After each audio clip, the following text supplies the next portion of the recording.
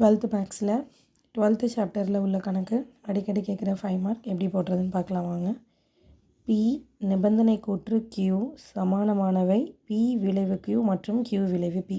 இது நம்ம இதோட சமானமானவை பண்பை நம்ம நிரூபிக்கணும். முதல்ல லெஃப்ட் ஹேண்ட் சைடு எடுத்துக்கிட்டோம்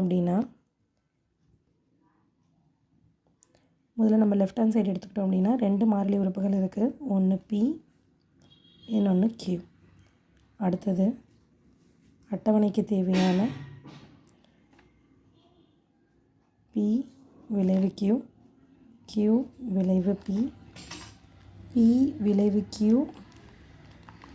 மற்றும் Q விளைவு P.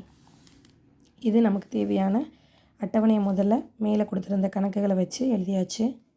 எப்படி ஃபில் பண்ணுறதுன்றது சொல்கிறேன். எப்பயுமே ஞாபகம் வச்சுக்கோங்க, 2 உறுப்புகள் இருந்தது அப்படின்னா 2T 2F TF TF. இது உங்களுக்கு ஈஸியாக இருக்கும். அடுத்தது நிபந்தனை கூற்று, இதோட பேர் எப்படி கொடுத்துருந்தாங்க அப்படின்னா நம்ம என்ன ஈஸியாக நம்ம ஞாபகம் வச்சுக்கலாம் அப்படின்னா பெருக்கல் விதின்றதை ஞாபகம் வச்சுக்கோங்க. இப்போ T அப்படின்னா 1ன்னு எடுத்துக்கோங்க, F அப்படின்னா 0ன்னு வச்சுக்கோங்க. அப்போ ஓன் பெருக்கல், அதாவது ப்ளஸ் இன்ட்டு ப்ளஸ் அப்படின்னு நம்ம படிப்போம் இல்லையா, பெருக்கல் விதி அது. அப்போ Tங்கிறது ப்ளஸ்ஸு, Fங்கிறது மைனஸ். அப்போ plus into plus equal to plus, plus into minus equal to minus, I mean F. Minus into plus equal to minus, minus into minus equal to plus. So நமக்கு தேவையான லெஃப்ட் ஹேண்ட் சைடு மதிப்பு கிடச்சிருச்சு. அடுத்தது வலதுபுறம் P விளைவு Q.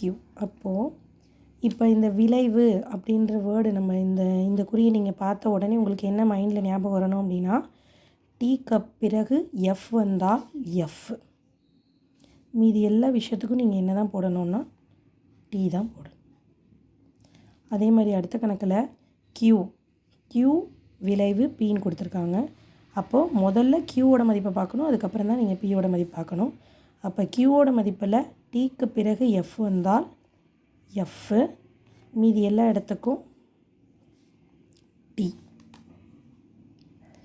இப்போ மற்றும்க்கு என்ன, இப்போ நம்ம நிபந்தனை விதிக்கு பெருக்கல் விதி பார்த்தோம். இதுக்கு இந்த குறிக்கு Tக்கு அப்புறம் F வந்தால் F, மீதி எல்லாத்துக்கும் Tன்னு பார்த்தோம்.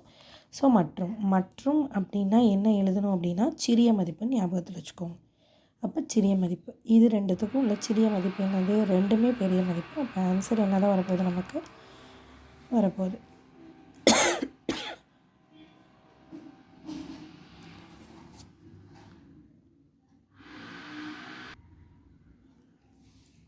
அப்போ இங்கே சிறிய மதிப்பு ஒன்று இருக்குது, பெரிய மதிப்பு ஒன்று இருக்குது. அப்போ நமக்கு கிடைக்க போகிற விளைவு சிறியது, இது ரெண்டுத்துக்கும் சிறியது, 2T இருக்குது. அப்போ ஆன்சர் சிறியது.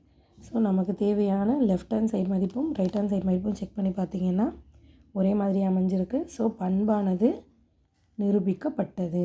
நீங்கள் கீழே ஒரு லைன் எடுத்து எழுதுங்க. P நிபந்தனை கூற்று Q சமானமானவை P tends to Q மற்றும் Q tends to P